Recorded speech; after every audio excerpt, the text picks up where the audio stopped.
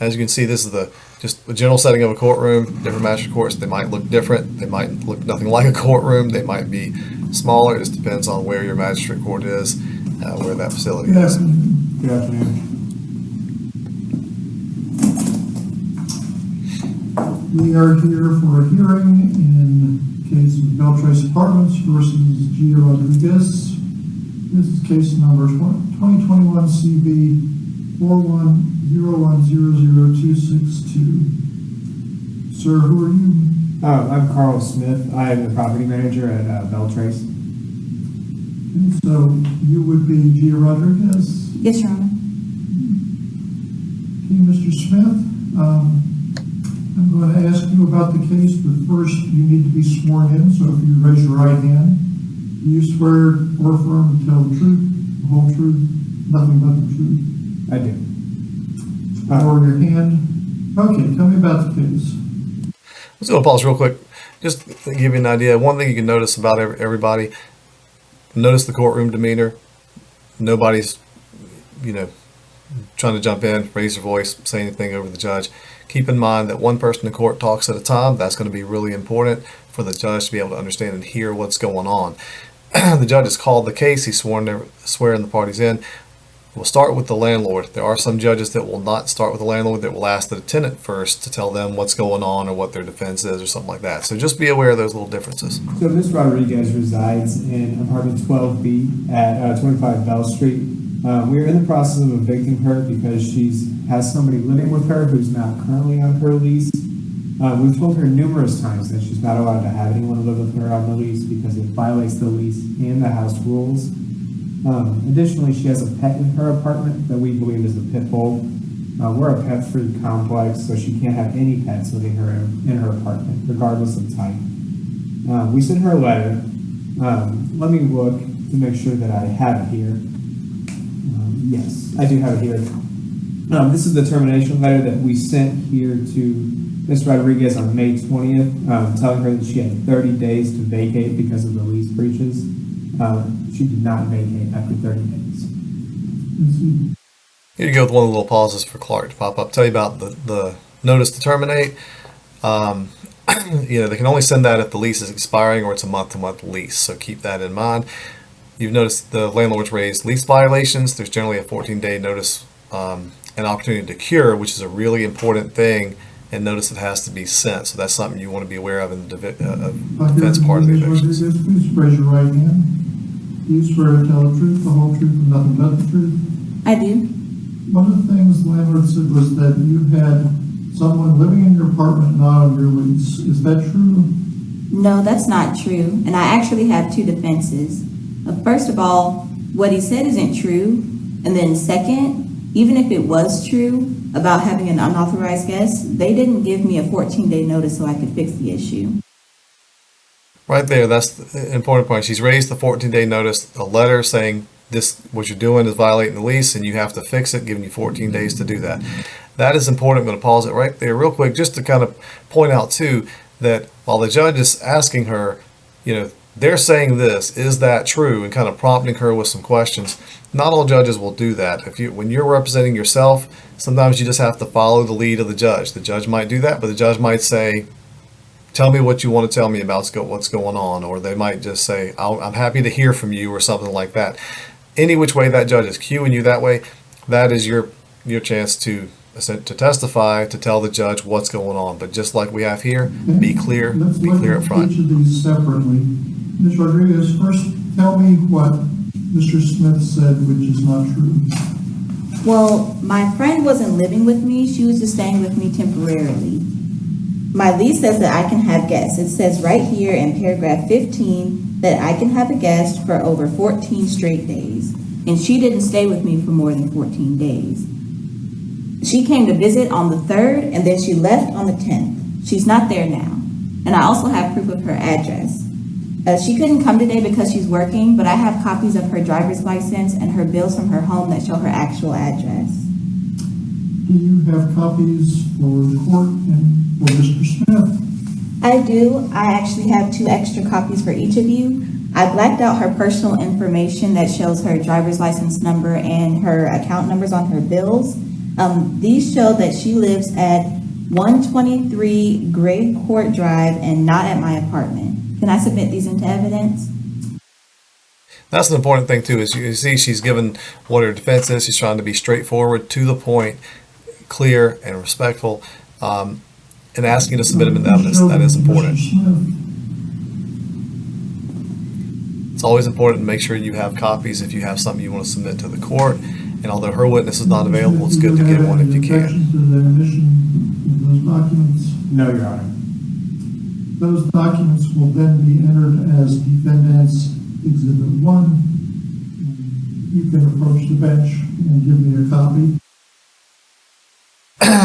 Obviously, as you see the little note there, you don't approach unless the judge allows you to approach the bench.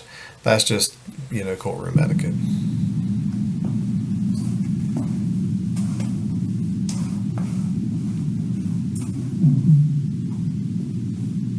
Now, Mr. Smith, how do you respond to what Ms. Rodriguez has said about that her guest did not reside at the apartment more than 14 days? She says the guest is not living there anymore, and the lease said that she could have a guest up to 14 days in a row. And does anyone have a copy of the lease? Yes, Your Honor, I have a copy of the lease right here. May I hand it up to you? Can you show it to Ms. Rodriguez and see? And I know that there's an agreement he's to showing her this? the lease. He's showing her to make sure it's the right lease. As you'll see a little Clark pop up here. You want to review the document that the other person's trying to hand up to make sure it is what they say it is, or if there's anything that can be objected to. So to keep that, if you have an objection, that's when you raise it when they're asking to bring it up. Let's see, but keep in mind, sometimes it can be a little slow in court. Yes, handing it up this way, this, this kind of makes I things go a agree little that slower, this, but that's just the way court agrees is. that this is an accurate copy of her lease. Very well. Okay, you can approach the bench and hand that to me.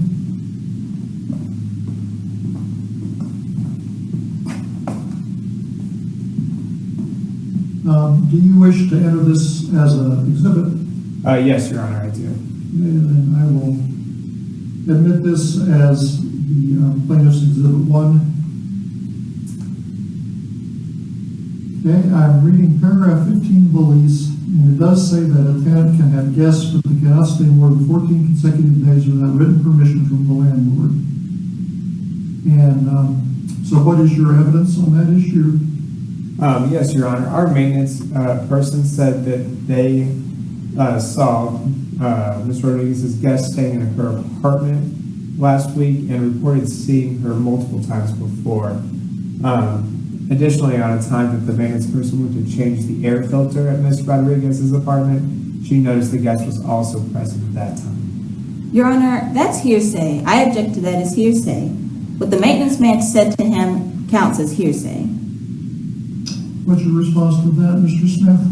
Well, that may be the case, but I've seen Ms. Rodriguez's guest there multiple times myself, and we have a very strict rule against anyone living Keep in mind here, let's pause this for a second. So I tell you that objection to hearsay, if they have a witness that's not there and they try to say, this person said X or said Y, they saw me or whatever they're trying to say, that person's not there to testify. That's hearsay is an easy objection to make with that. And she did it properly when he's saying, the maintenance man said, that's when he pops up and says, hey, that's hearsay, an objection. But keep in mind, you want to refrain from trying to just respond to what they're saying. That is a tempting thing to do, to say, oh, that's so untrue what he's saying, or he's lying, what's going on here. You'll get your chance to speak in court, and that's one thing to watch how it's going on here. She's taking her turn to speak, but you can't interrupt them to make an objection to what they're saying, a legal objection. The apartment who hasn't gone through the application process and been put on the lease. It's a safety issue for our tenants too. See, we're not sure who this person is, or we're not familiar with their background, and it is our job and duty to all of our tenants to make sure that the staff and the tenants are safe in their homes and their apartments. So for that reason, we have the rule against guests for an extended period of time without registering on the lease. Ms. Rodriguez, I'm going to reserve a ruling on your objection, but let me ask you, the landlord says that that your guest has been seen in the apartment, what proof do you have that she's not residing there? But just a few minutes ago, we submitted as evidence the copies of the driver's license and her address. And like I was saying, she was only at my apartment for a few days. Her and her boyfriend, they got into some big fight and she just came to stay with me while they were cooling down. She's not there now and she just doesn't live with me. The maintenance man probably saw her when she came over, but she just came over and we were hanging out. My lease doesn't say that I can't have friends over and hang out. Also, I have something to say about the maintenance man seeing her on these random individual days. Mr. Smith has not provided any proof that my friend stayed there over 14 consecutive days. They haven't proved that. Proof that my friend visited me on a few random days doesn't prove that she's living at my apartment. That's a good point that she's made, and one thing to keep in mind, this is important in court. For the landlord, it's the landlord's job to prove that you're doing something wrong with the lease. So fall back to that language in the lease. Review your lease. Look at that language. That's going to provide you some good information for defense. But keep in mind, it shouldn't be your job to disprove something in court and eviction hearing. It's the landlord's job to prove that you're violating Your the Honor, lease. if I may, You should be evicted. when the maintenance man visited Ms. Rodriguez's apartment, he spoke with this guest, and the guest told the maintenance man that she was there at the apartment to pick up some of her stuff, implying that she had things there to be picked up, as if she was living there or staying there for some reason. And this is what the guest said in her own words. Your Honor, that's hearsay again. Whatever it is that the Again, she's doing a good job. I would, as soon as he even started the phrase, the maintenance man talked to her and she told the maintenance man, because neither of those people are there. That's hearsay within hearsay. Maintenance man's not there and her friend's not there to defend what she said or to be asked those questions. So as soon as that starts to come out of the landlord's mouth, that's when I would make that objection. The maintenance man said, that's hearsay. He's not here today to prove that or to say that in court. And even if he did say that, my friend stayed just a few nights, and that's less than 14 consecutive days. She left like maybe a few odds or ends at my place, but that was it. I will take that hearsay into consideration in weighing the evidence. And that's where some judges might decide to listen to the hearsay, and even though you object to it, and they'll kind of weigh it with the evidence, technically they still Do you have any other proof that her friend not was allow living in the apartment? And by that, I mean she was there for 14 consecutive days? I don't, Your Honor. I just know what I have seen, her being there on multiple occasions, and then what the maintenance man saw, and then additionally what Ms. Rodriguez's guest said to the maintenance man when they spoke. So turning to the issue about the pet, what proof do you have that Ms. Rodriguez has an unauthorized, I think you said a pit bull? Yes, Your Honor. A pit bull is what the reports indicate. See, we had a neighbor complain that they saw a dog over at Mrs. Rodriguez's apartment on 2 occasions. And also, when maintenance stopped by to change the air filter, the dog was present on that occasion. What about that, Ms. Rodriguez? That's not true.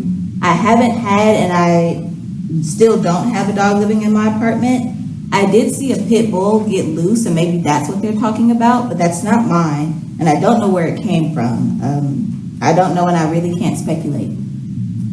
So, Mr. Smith, what were the reports of the pit bull? We have.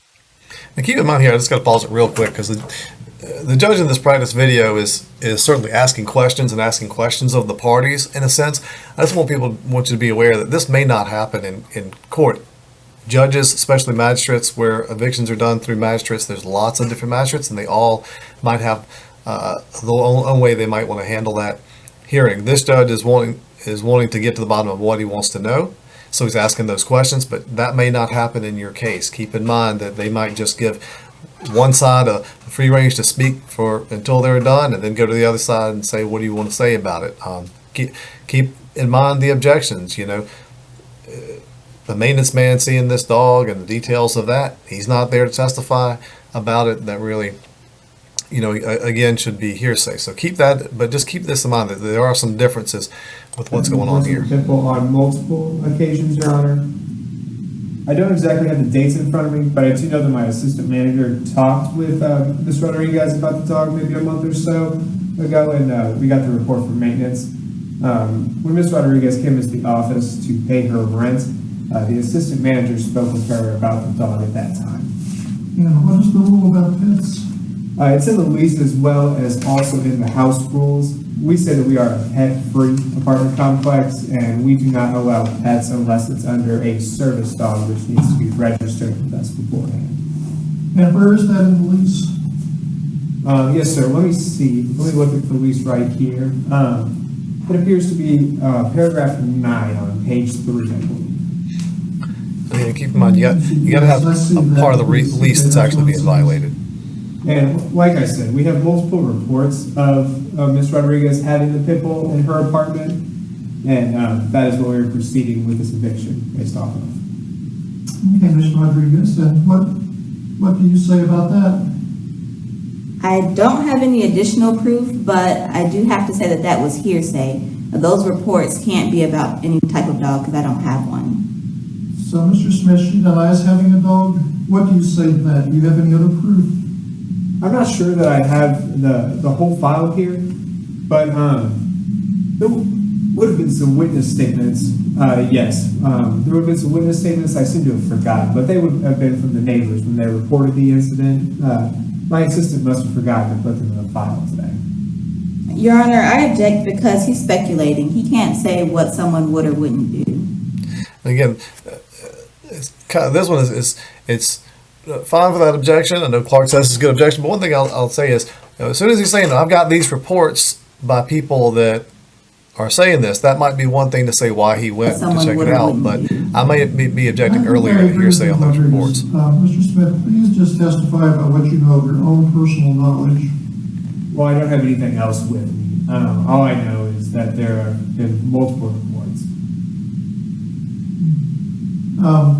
Mr. Smith, did you give Ms. Rodriguez any notice of a lease violation before this action was filed? No, we did not. And is there anything else, Mr. Smith? No, not at this time. Ms. Rodriguez, anything else from you? Well, I just want to say that Mr. Smith hasn't proved that I violated the lease at all. He has to be the one that proved that I had a guest living at my apartment for at least 14 days and that I have a dog living in there. Right, so it's good for her to restate her position and restate kind of in closing that, why she shouldn't be evicted and why he hasn't met his burden of proof. So He keep that hasn't in proved mind. either of those things. On the issue of my friend visiting, my lease doesn't prohibit visitors. The only evidence he has are 2 visits that he says that he witnessed. Even if you include what he says about the maintenance man and what the maintenance man saw and heard, there is no proof that my friend lived at my apartment for 14 days in a row. On the question of the dog, again, Mr. Smith hasn't provided any proof that I have a dog or that any dog was living in or visiting my apartment at any point. There aren't any pictures or any witnesses. There's nothing. Mr. Smith has to prove that, and he ain't proved that either. So this case should be dismissed.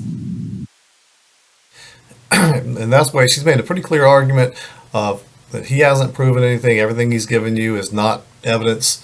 It's hearsay. He hasn't really shown anything more than she had a guest or visitor. Anything further from either party? Oh, I'm sorry, Your Honor, I forgot. I also presented a defense that even if what he's saying about me violating the lease is true, they didn't give me a 14-day notice to cure that, and that's required by Section 27-40-710 in the South Carolina Code of Law. And obviously, I mean, you might be getting to this hearing and you may not have a specific code section to cite to the law or have that pulled up to such a degree to do that. But just stating it, keep it in mind in this classroom, when you go back and look at the classroom, telling you the defenses, whatever you're being sued for in an eviction, whether it's rent, whether it's a end of the lease, or whether it's a lease violation like we have in this case, there's always going to be a notice requirement. Rent 5-day notice requirement to pay and cure can be in the lease. The other notices have to be separate. Written notice for 30 days if it's in the lease or you're on a month-to-month lease. And obviously, from what we're dealing with here, 14-day notice and opportunity to cure. There are some lease violations, we don't need to get into that today, that may not be able to be cured, maybe some severe things, but for the most part, they got to give you a 14-day letter and let you try to cure, even if she did do what they're saying, that this person is overstaying or that there is this dog that's not supposed to be there. There still should be a cure time on that. No, Your Honor. All right, well, I think I'm ready to rule in this case. Ms. Rodriguez, you're correct. The landlord has burden to put forward evidence of what it says happened, which constituted a lease violation. I think I would agree with Ms. Rodriguez. I don't see evidence in front of me today that would allow me to order an eviction. Mr. Smith, your evidence as to all these different grounds has to be brought to court. If you have witnesses, they have to testify. If you have documentary evidence, then it has to be brought into court and offered as an exhibit. Also, I do not see where a 14-day notice to cure the lease violation on any of the violations was issued to Ms. Rodriguez, which is a separate defense that would rule in her favor. So I'm going to find the plaintiff has not met its burden of proving the defendant violated the lease, and the case is dismissed. Thank you. All right, so and you see, I didn't talk when the judge was given the ruling. That was kind of on purpose. Make sure that when the judge is giving you a ruling, they're giving you a decision there from the bench. You don't interrupt the judge. You don't jump up. These parties were really respectful and everything like that. That's kind of that courtroom behavior and decor that you need to follow. A judge, and the thing about like with this one, you might see a judge give you some news you don't like. This one was lease violations. They didn't mention that a lease term or 30-day notice, but I don't think her lease was up yet, so they couldn't do that. However, you might be in a situation where, and a lot of times you're in a situation of rent. Haven't paid rent. Maybe you got to complain about some repairs or something like that, but you haven't paid rent. So there are plenty of times where a judge might disagree with what your defense is, or might give you some bad news there, and I wanted to make sure that you understand that it's really important in court to listen to what the judge is saying, what the judge's ruling is, and not jump in or interject, especially even if they give you bad news. If the judge does rule against you and is saying, I'm going to fine for this eviction, one thing you can also do is ask, for any additional time for the case for you to move. That sometimes will come up and sometimes will be an issue as well. Just wanted to point out a couple things too. I mean, you can see this video. It's really not a long hearing there. I mean, we're probably at about just under 17 minutes or 17 minutes for the actual hearing. You can see here, as you saw, there's a few people in the background. That's going to be common in the courtroom, even if you're not in a big nice courtroom like this. This is a really big nice courtroom, and there are lots of match courts. There are match courts that have those kind of nice courtrooms, but there are also ones that are smaller. There's ones that may not be as much space, but you're sometimes going to have multiple hearings. So there might be people after you going for a hearing, and they might be sitting there watching, or you might be watching somebody else's hearing. If that's the case, I'd say pay attention to it. See what the judge is doing. See what the judge tends to like to do, or pay attention if somebody makes a misstep and something that kind of gets the judge a little bit upset. You might want to take a note of that while you're waiting to do your hearing or defend it. So keep that in mind. And even though the hearing is not really that long, you can tell sometimes it feels like an eternity when you're in there. You'll notice throughout this, and even if I was pausing for a few minutes, it would almost be have this little bit of a silence or an awkward kind of silence. It can be a little intimidating, and it can feel like that going through court. Be aware of it, and once if you're aware of it, it will make it easier to deal with, easier to prepare for it, and to know, okay, I know what's coming here. I know what I've got to do, and I'm prepared for how this could go. The other thing to keep in mind is don't assume that every eviction or an eviction you go to is going to go the exact way of this video, as far as the people being respectful and going forward. I've seen plenty of times a landlord or someone on the other side is there's some emotions involved and is getting kind of upset. It might be saying some things against you, the tenant, that you don't want to hear or that you believe are not true at all and are offensive. So please, but you have to try to maintain, that behavior and to not turn it into some big argument back and forth. Court has got to be where it's the triangle, the judge, you, and the other side, and you're going to want to, somebody's got to talk at one time for everybody to hear, especially important for the judge, because if two people are arguing back and forth, the judge has probably not much of an idea what either person is saying because everything's getting jumbled up. So keep that in mind. If you want to get your point across, you want to get your information across to the judge, be respectful, be straightforward, speak when it's your turn, make an objection to interrupt. You can do that. Don't be afraid to object. It's okay to object. If you object and it's the judge disagrees, they'll just overrule your objection, but you're entitled to do that. Okay? So keep that in mind. All right? Now that's really the video on that. I'm going to pop back over to the classroom to just show you and let you know real quick with the remaining classroom information that it goes through, what to do if you lose the hearing and about an appeal, and that goes into the important thing of when that judge gives you a decision, you may not like it, but that's the decision of the court. Make sure you understand it and it's clear. You may need to appeal. You may feel like you want to appeal. So come back to the classroom, look through that to get your information on to appeal or how to appeal there. I'm going to pop it down to the forms and materials here so that I can show you a little bit about what that is before we finish up today. And that is these different forms that are usually associated with an eviction: an application for ejectment, rule to vacate or show cause. The application is what the landlord fills out. The rule to vacate comes from the court and tells you got 10 days to request that hearing. We have some other forms, instructions for the eviction hearings, instruction forms for pro se appeal, writ of ejectment, which is what the writ form would look like. The undertaking, if title is at issue, that's something we really didn't cover. We don't need to talk about that right now. But it's really important that looking at this classroom, especially after you get through with the hearing, and you don't like what the judge did, whatever, hop back on, come back to the classroom, pull up the instructions and forms for a pro se appeal. I've seen some magistrate courts might have that available there, but not very many that I've seen do. Some do, some don't.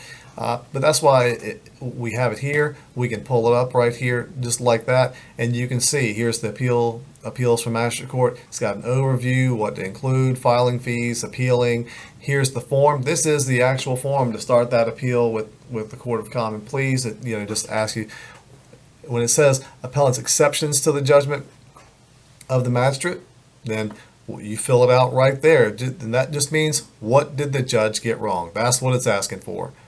In this form, what did the judge get wrong? This is, you can ask to have the fee waived right there with that form. The bond to stay is just saying that you will pay rent as it becomes due, because that is one thing important in an appeal. You have to pay the rent moving forward in order to maintain the appeal and to keep that appeal in court.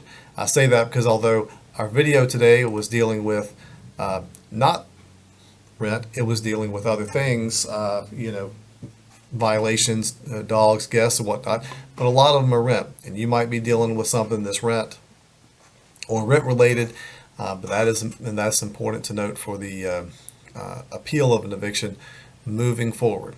All right, I think that's going to probably do it all for this video today about the eviction process, as far as in court, how it goes. The 1, 2, 3s, call the case. We've watched that video. That gives you a good idea of how a magistrate might handle it or handle it in your situation. But I do want to point out, keep in mind, take it with a little bit of a grain of salt, because you got to understand that things can go differently. My recommendation: you get served with an eviction, you end up in a hearing. Get there early. See if other people are in hearings too, or there's a hearing going in front of yours. Sit right there, be quiet as you can, and watch what happens, because much like this video, that will kind of clue you in onto how the judge handles it, how the judge wants to hear about the case, and where things would go there. All right, So happy you were here with us today to learn a little bit more about this with Level Up Law from South Carolina Legal Services. Tune in for all the future ones that we do. Lots of valuable information, not just on evictions, not just on housing, but plenty of other issues. Once again, I'm Matt Billingsley, the Housing Law Unit Head for South Carolina Legal Services. Matt, you want to Yeah, I mean, tell us your thoughts on I would just say, just to start you off, that I think this video, as you pointed out in your reacting to it, demonstrates the importance of two things: preparation for the hearing, and also the importance of demeanor in the courtroom. It's real easy, as you said, to get emotional and shout out and those sorts of things. But I think this tenant did a good job. On the other hand, I think most landlords, for the most part, probably know that they're supposed to give notice, and they don't always, so that does happen.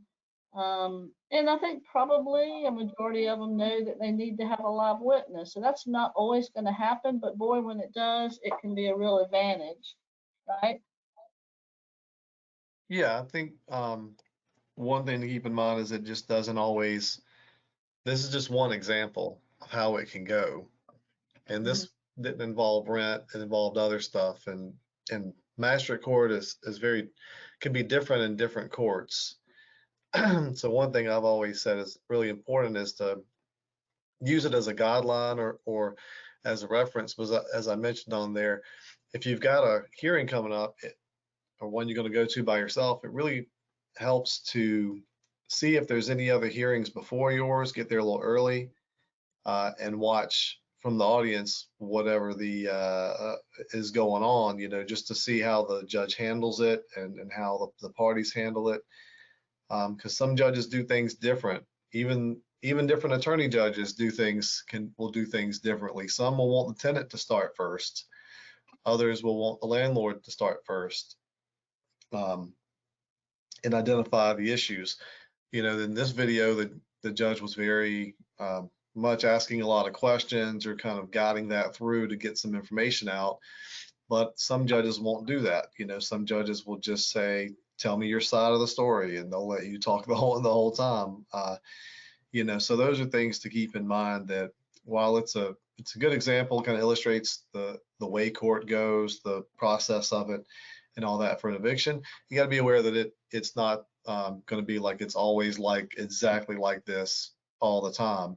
And I'll just tell you, because I remember as a new attorney, walking into my first hearing, it wasn't an eviction hearing, it was a different one, but walking into my first hearing expecting it to be one way in a process, and then getting a kind of a curveball from the court, where we weren't expecting to have to argue. We had prepared for it, luckily, but weren't expecting to have to argue. And the judge said, "Okay, I'll take some arguments on this side." So luckily, we had prepared an argument. In the event something went sideways, but it's just an example that it doesn't always go the exact way you play it out in your head or you expect it. So I think it's important to keep that in mind. The preparation is of course really important as well. Just so you can try to figure out what your rights are, what maybe the landlord hasn't done correctly, and that if you do, prepare for the hearing, you're going to be in a much better position no matter what. You're going to be in a much better position to get some kind of a benefit from it. Yeah, and I think that's true, especially when, like you say, you don't know what's going to happen, and maybe things go a little bit south, or maybe the judge just kind of gives you the floor, like you said, and says, "Tell your story." If you've got it all written down, kind of in an orderly fashion, and you've got your points that you're going to make, you can always go back to that, just like this tenant did, both during the hearing and at the end, when he sort of gave her the floor, to say, "Well, do you have anything else?" And she went right through all of her arguments.